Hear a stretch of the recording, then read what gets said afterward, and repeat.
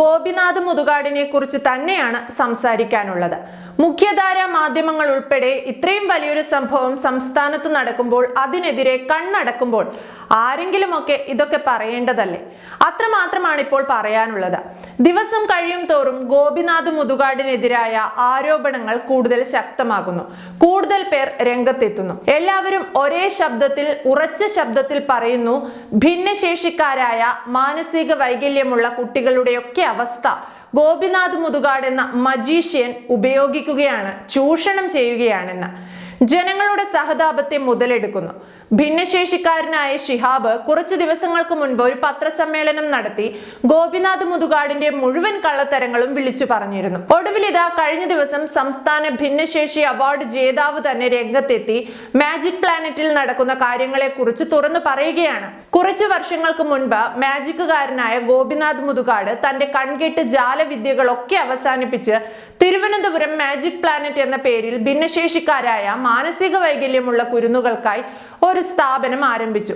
അതാണ് ഈ magic planet എന്ന് പറയുന്നത്. തുടക്കത്തിൽ തന്നെ ഗോപിനാഥ് മുതുകാടിനെ പോലെ ഒരാൾ ഇത്രയും വലിയൊരു സ്ഥാപനം തുടങ്ങിയത് വാർത്തകളിൽ നിറഞ്ഞു നിന്നിരുന്നു. അന്നു മുതൽ ആളുകൾ അന്വേഷണത്തിലാണ്, എന്താണ് യഥാർത്ഥത്തിൽ ഗോപിനാഥ് മുതുകാട് എന്ന മനുഷ്യന്റെ ഇന്റൻഷൻ എന്നത്. എന്നാൽ കഴിഞ്ഞ 2 വർഷം മുതൽ ഒളിഞ്ഞും തെളിഞ്ഞും പലരും ഗോപിനാഥ് മുതുകാടിനെതിരെ വലിയ വലിയ ആരോപണങ്ങൾ ഉന്നയിച്ചു തുടങ്ങി. ഗോപിനാഥ് മുതുകാട് ഭിന്നശേഷി സമൂഹത്തിനോട് ചെയ്ത തെറ്റുകൾ ചൂണ്ടിക്കാട്ടി സംസ്ഥാന ഭിന്നശേഷി അവാർഡ് ജേതാവ് അമൽ ഇക്ബാൽ സെന്റിമെന്റൽ ആയിട്ടുള്ള പിന്നണി സംഗീതം ഉപയോഗിച്ചാണ് മുതുകാട് വീഡിയോകൾ തയ്യാറാക്കുന്നത് എന്ന കാര്യം തുറന്നു പറഞ്ഞു. ആളുകളുടെ മൃദുല വികാരങ്ങളെ ഇളക്കിയും നോവിച്ചുമുള്ള ഈ വീഡിയോകളോട് തങ്ങൾക്ക് വിയോജിപ്പാണെന്നും അമൽ പറയുകയുണ്ടായി.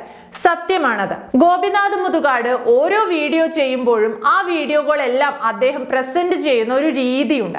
ബാക്ക്ഗ്രൗണ്ടിൽ ഏറ്റവും സെന്റിമെന്റലായ, വളരെ ഇമോഷണലായ ഒരു സംഗീതം അങ്ങിട്ട് കൊടുക്കും. ശേഷം അതായത് വിനയത്തിന്റെ ഏറ്റവും അടിത്തട്ടിലുള്ള ശാരീരിക മാനറിസങ്ങൾ കാട്ടി മുഖത്തൊക്കെ ഒരു തരം സങ്കടവും സഹതാപവും കാരുണ്യവും വിനയവും ഒക്കെ ആവശ്യത്തിന് ചേർത്ത് പാകപ്പെടുത്തി വീഡിയോ അങ്ങ് കാച്ചും. എല്ലാ കാലത്തും ഭൂരിഭാഗം മനുഷ്യരുടെയും ദൗർബല്യം എന്ന് പറയുന്നത് മറ്റൊരാളുടെ സങ്കടം കേൾക്കൽ തന്നെയാണ്. പ്രത്യേകിച്ച് നമ്മൾ മലയാളികൾക്ക് ഇതൊക്കെ അരച്ച് കലക്കി കുടിച്ച് പഠിച്ചു വന്ന മിടുക്കനായ ഒരാളാണ് ഗോപിനാഥ്. അങ്ങനെ വിശേഷിപ്പിക്കേണ്ടി വരും അദ്ദേഹത്തിന്റെ മാജിക് പ്ലാനറ്റിലെ പ്രവർത്തനങ്ങളെ. ഒരു മജീഷ്യന്റെ ഏറ്റവും വലിയ കഴിവ് കൺകെട്ടും ആളുകളെ കയ്യിലെടുക്കുക എന്നതുമാണ്. മുതുകാടിന്റെ മാജിക്കുകൾ കാണാനും പ്രചോദനമേകുന്ന വാക്കുകൾ കേൾക്കാനും നിരവധി പേരാണുള്ളത്. ചില പ്രത്യേക തരം സെന്റിമെന്റൽ പിന്നണി സംഗീതം ഉപയോഗിച്ചാണ് അദ്ദേഹം മോട്ടിവേഷണൽ വീഡിയോകളൊക്കെ തയ്യാറാക്കുന്നത്. ഇത് ആളുകളുടെ മൃദുല വികാരങ്ങളെ കുത്തി നോവിപ്പിക്കുന്നു. സഹതാപം കലർന്നതും കുത്തി നോവിക്കുന്നതുമായ ഒരുപാട് നേട്ടങ്ങളെ അതിജീവിച്ചു വന്നയാളെന്ന നിലക്ക് ഇത്തരം വീഡിയോകളോട് തനിക്ക് വിയോജിപ്പാണെന്ന് ഭിന്നശേഷിക്കാരനായ അമൽ പറയുകയുണ്ടായി. ഹൃദയസ്പർശിയായ വാക്കുകൾ കൊണ്ട് സന്തോഷിപ്പിക്കുകയും ആശ്വസിപ്പിക്കുകയും ചെയ്യുന്നവരെ കുറിച്ച് ഇത്തരം വിവാദങ്ങൾ കേൾക്കുമ്പോൾ ആളുകൾക്ക് സ്വാഭാവികമായും വിഷമം തോന്നും. പക്ഷേ നിങ്ങൾ വിചാരിച്ച പോലെയല്ല കാര്യങ്ങൾ. കേട്ട വാർത്തകൾ പലതും സത്യമാണെന്നും അമൽ പറയുന്നു. ഓർക്കണം, ഇത്തരം ആരോപണങ്ങളൊക്കെ ഉന്നയിക്കുന്നത് പുറത്തുനിന്ന് ഗോപിനാഥ് മുതുകാടിനെയോ മാജിക് പ്ലാനറ്റിനെയോ കണ്ടവരോ കേട്ടവരോ അല്ല, ഇരകളാണ്. മാജിക് പ്ലാനറ്റിൽ ജോലി ചെയ്തും അവിടെ കുറച്ചു കാലം താമസിച്ചുമൊക്കെ പരിചയമുള്ള അനുഭവമുള്ള ആൾക്കാരാണ് ഇക്കാര്യങ്ങളൊക്കെ വിവരിക്കുന്നത്. ഭിന്നശേഷിക്കാരനായ ശിഹാബ് മാജിക് പ്ലാനറ്റിലെ ജീവനക്കാരനായിരുന്നു.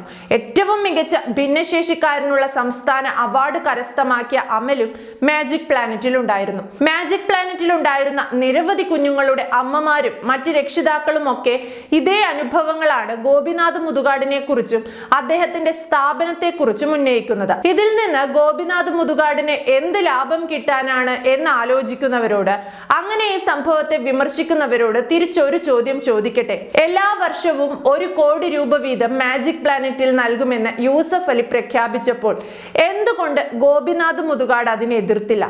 വർഷങ്ങൾക്ക് മുൻപ് മാജിക് പ്ലാനറ്റ് തുടങ്ങുന്ന സമയത്ത് അദ്ദേഹം പറഞ്ഞത് താൻ മാജിക് ചെയ്തുണ്ടാക്കിയ മുഴുവൻ പണവും മാജിക് പ്ലാനറ്റിനായി ഉപയോഗിക്കുകയാണ് എന്നാണ്. ഇങ്ങനെ പറഞ്ഞ ഒരാൾ എന്തിനാണ് മറ്റുള്ളവരുടെ സഹായങ്ങൾ കൈനീട്ടി വാങ്ങുന്നത്?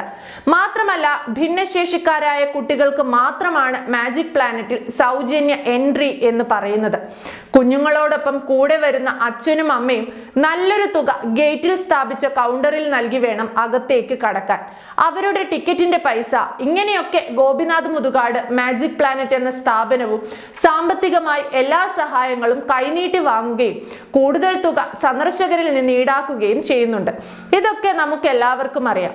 അങ്ങനെയുള്ള നമ്മുടെ മുന്നിൽ വന്നിരുന്നാണ് സോഷ്യൽ മീഡിയ ഹാൻഡിലുകളിലൂടെയും ഗോപിനാഥ് മുതുകാട് പറയുന്നത്, എന്റെ ലോകമാണ് മാജിക് പ്ലാനറ്റ്, എന്റെ ജീവനാണ് അവിടുത്തെ കുരുന്നുകൾ, അവർക്ക് വേണ്ടിയാണ് താൻ ജീവിതം ഒഴിഞ്ഞുവെച്ചത്, അവർക്ക് വേണ്ടിയാണ് താൻ തന്റെ കരിയർ ഉപേക്ഷിച്ചത് എന്നൊക്കെ. അതും ഏറ്റവും വിനയകുനീതനായി ഭൂമിയിൽ മുഖം മുട്ടിക്കുന്ന തരത്തിൽ എളിമയോടെ കാര്യങ്ങൾ അവതരിപ്പിക്കും.